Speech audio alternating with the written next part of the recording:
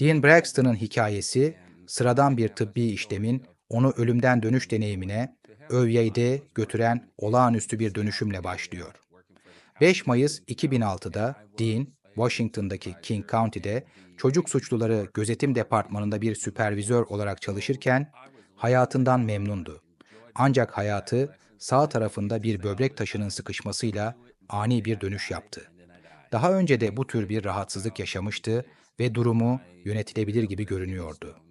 Ancak başlangıçtaki tedavilere rağmen bir enfeksiyon kan dolaşımına yayıldı.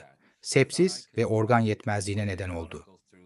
Tıbbi kayıtlara göre Dian 1 saat 45 dakika boyunca klinik olarak ölüydü. Bu süre zarfında ölümden sonrası olarak tanımladığı bir aleme ulaştı. Bu yolculuk varoluşa dair anlayışını kökten değiştirdi. Din'in bedeni sepsise yenik düşerken korkunun yokluğu onu şaşırttı. Dindar bir Hristiyan olan dinin inancı onu bekleyen şeyler hakkında güven verdi. O an geldiğinde sadece eve gidiyorum diye düşündü ve ruhu bedeninden ayrıldı. Kendisini önce hastane katlarının, ardından gökyüzünün ve sonunda uzayın içinde hızla hareket ederken buldu. Bu yolculuk göz kırpmaktan daha hızlıydı. Dinin bilinci hem ışıkla dolu hem de huzurlu bir şekilde karşılandığı bir aleme girdi. Din, yolculuğunun ilk aşamalarını hızlı bir hareket duygusunun belirlediğini anlattı. Görünmeyen bir enerji tarafından nazik ama güçlü bir şekilde itiliyormuş gibi hissettiğini söyledi. Çevresi ışık çizgilerine dönüşerek bulanıklaşıyordu. Hastane, şehir ve hatta dünya bile onun arkasında katmanlar halinde kaybolarak birer anıya dönüşüyordu. Fiziksel dünya ile ruhsal alem arasındaki geçiş sorunsuzdu. Görünmeyen bir kapıdan geçerek ışık ve huzurla dolu, uçsuz, bucaksız bir genişliğe adım atıyormuş gibiydi. Geçtiği her katman onu tarif edilemez bir ışık ve dinginlik dolu bir yere daha yaklaştırdı. Bu alem sevgi ve birliğin titreştiği bir uyumla yankılanıyordu. Yolculuk hem anlık hem de sonsuz gibi hissettirdi. Zaman adeta erimiş, yalnızca ileriye doğru hareketin muazzam hissi kalmıştı. Merhaba, bu videoda belki de daha önce duymadığın ilginç detaylar var. Eğer videoyu izlerken keyif aldıysan, beğen tuşuna basmayı unutma. Yorumlarında düşüncelerini paylaşırsan çok sevinirim. Ve elbette daha fazlası için kanalıma abone olmayı ihmal etme. Hadi, bu yolculuğa birlikte devam edelim. Dinin cennete girişi derin bir aidiyet hissiyle işaretlendi. Oradaki her şey doğruydu. Hiçbir şey yanlış değildi, diye açıkladı. Çevre huzur yayıyor ve yaratılışın her unsuru, ağaçlardan çiçeklere kadar onun varlığından mutluluk duyuyordu. Din, uyum sağladım dedi ve bu uyum sağlama farkındalığı çarpıcı bir gerçeği gözler önüne serdi. Dünyada derin bir yabancılık hissi yaşamıştı. Yeryüzündeki hayatında kendisini görülmemiş, yanlış anlaşılmış ya da günlük yaşamın bitmek bilmeyen baskıları altında hissettiği anlar burada hiçbir anlam ifade etmiyordu. Cennette her parçası kutlanıyor, karşılanıyor ve anlaşılıyordu. Bu farkındalık yılların özsaygı eksikliğini çözmeye başladı ve ona eşsiz bir değer ve amaç duygusu kazandırdı. Bu büyük hoş karşılanma duygusu yalnızca Tanrı'dan değil, cennetin tüm manzarasından da yayıldı. Bu ilahi alemde ilerledikçe din renklerin olağanüstü canlılığını fark etti. Her renk, dünyada gördüğü hiçbir şeye benzemeyecek kadar canlı ve parlak görünüyordu. Ağaçlar varlığının farkındaymış gibi sallanıyor, dalları sevinç şarkıları fısıldıyordu. Çiçekler ona yöneliyor, sevgiyi ve kabullenmeyi taşıyan kokular yayıyordu.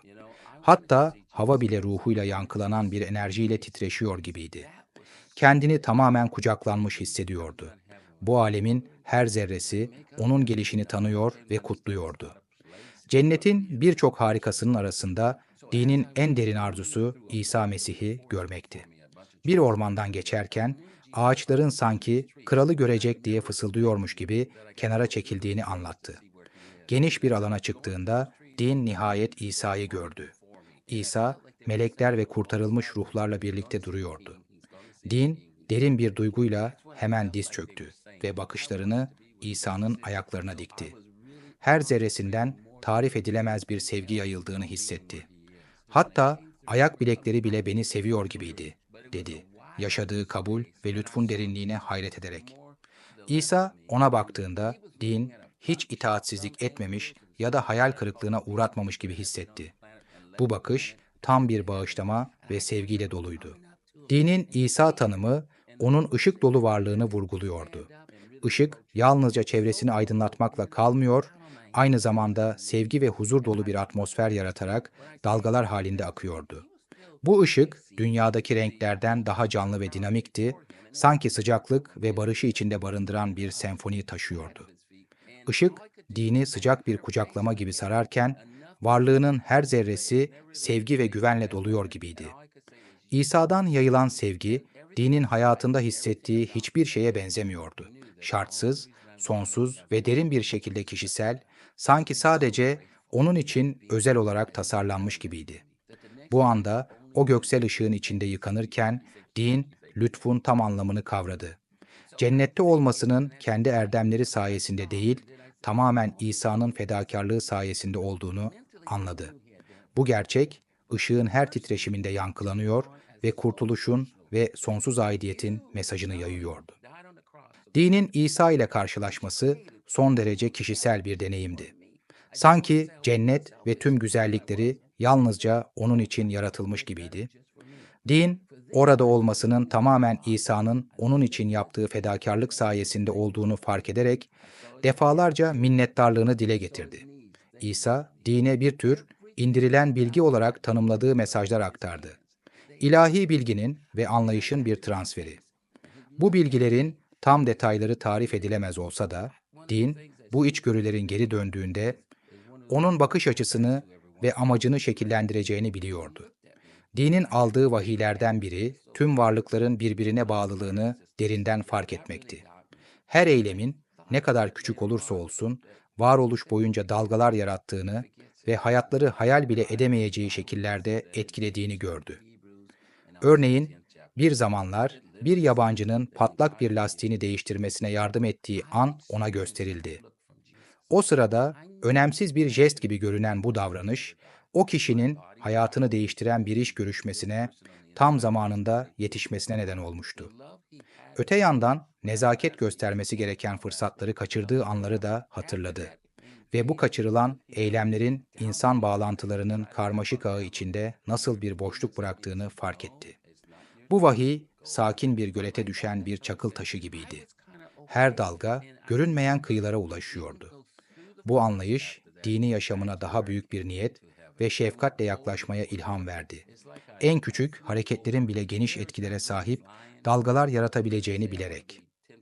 Cennetin tarif edilemez sevinçlerine rağmen İsa dine henüz zamanının gelmediğini söyledi. "Geri dön," diye nazik ama kararlı bir şekilde buyurdu. Din, isteksiz olsa da dünyadaki amacının henüz tamamlanmadığını hissederek İsa'ya itaat etti. Cennetin manzarasında bir kez daha hayranlıkla dolanarak geri döndüğünü anlattı. Bedeniyle yeniden birleştiğinde din, tıbbi personelin onun dirilişi karşısında şok olduğunu gördü. Kalp monitörü sessizliğini bozarak tekrar çalmaya başladı ve hayati belirtileri geri döndü. Din, geri dönüş anını hem tatlı hem de hüzünlü olarak hatırlıyor. Cenneti terk etmek, evi terk etmek gibiydi. Ölü bedeninin üzerinde süzülerek tıbbi ekibin ölümünü ilan etmeye hazırlandığını gözlemledi. İlahi bir enerjiyle, son bir dokunuşla bedenine geri döndü ve onu yeniden hayata döndürdü. Personel ilk başta afallasa da kalp monitörünün düzenli atışlarına yeniden başlamasıyla harekete geçti. Dinin ölümden dönüş deneyimi onu derinden değiştirdi. Hayata sonsuz bir mercekle bakmaya başladığını, ilişkileri ve ruhsal büyümeyi maddi endişelerin üzerinde tuttuğunu anlatıyor. Dinin bu dönüşümünü yakından gözlemleyen eşi, onun tavırlarının ve önceliklerinin dramatik bir şekilde değiştiğini fark etti. Dinin hikayesi, başkalarını kendi yaşamlarını ve ölümden sonra yaşam ihtimalini düşünmeye teşvik eden güçlü bir tanıklık haline geldi. Din, yolculuğundan kazandığı derin huzur ve netlik hissini sık sık dile getiriyor. İnsanları her anın sevgi ve nezaket dalgaları yaratma potansiyeline sahip olduğunu bilerek niyetle yaşamaya teşvik ediyor. Örneğin, din, bir meslektaşının kişisel mücadeleler yaşadığı bir zamanı hatırlıyor ve bu yeni bakış açısının o kişiye destek ve empati sunmasını sağladığını anlatıyor. Bu küçük nezaket hareketi yalnızca aralarındaki bağı güçlendirmekle kalmadı, aynı zamanda meslektaşını da başkalarına yardım etmeye ilham verdi. Bu deneyim, dinin yaşam zorluklarına yaklaşımını yeniden şekillendirdi. Her engeli şefkat ve umut paylaşmak için bir fırsat olarak görmeyi, minnettarlık ve inançla karşılamayı öğrendi. Dinin yolculuğu, kişisel bir hikayeden daha fazlası. Evrensel bir umut, sevgi ve amaç mesajı taşıyor. İnsanlara niyet ve inançla yaşamayı vurgulayan din, bu hayatta alınan kararların çok ötesine uzandığını hatırlatıyor. Hikayesi, lütfun kalıcı gücüne ve ilahi olanla bir ilişki içinde bulunan derin sevince bir tanıklık. Dinin anlatısı, kendi ruhsal yolculuklarımızı düşünmemiz için bir davet niteliğinde. Bizi daha derin bağlar aramaya, amaç, minnettarlık ve sevgiyle yaşamaya teşvik ediyor. Cennet üzerine yaptığı yansımalar ve ardından dünyaya dönüşü, eylemlerimizin ne kadar küçük olursa olsun, ilahi sevgi ve amaçla dokunan, büyük bir dokunun parçası olduğunu hatırlatıyor. Merhaba, bu videoda belki de daha önce duymadığın ilginç detaylar var. Eğer videoyu izlerken keyif aldıysan, beğen tuşuna basmayı unutma. Yorumlarında düşüncelerini paylaşırsan çok sevinirim. Ve elbette daha fazlası için kanalıma abone olmayı ihmal etme. Hadi, bu yolculuğa birlikte devam edelim.